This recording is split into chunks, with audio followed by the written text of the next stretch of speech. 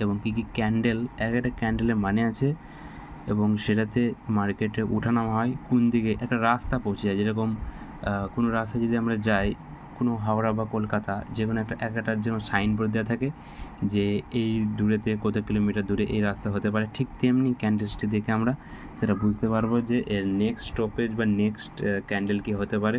সেটা মিনিমাম আমরা 3 মিনিট কিংবা 10 মিনিটও আমরা জানতে পারবো যে ক্যান্ডেলটা কত দূর অবধি রেড হবে না গ্রিন হবে সেটা জানতে পারবো। অবশেষে আমরা প্রথমে শুরু করছি ক্যান্ডেল স্টিক প্যাটার্ন সম্বন্ধে জানার জন্য।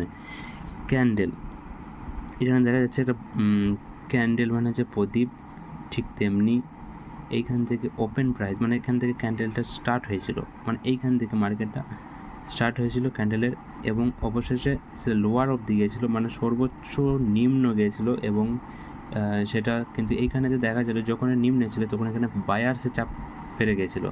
বায়ার্সের চাপ বেড়ে যাওয়ার কারণে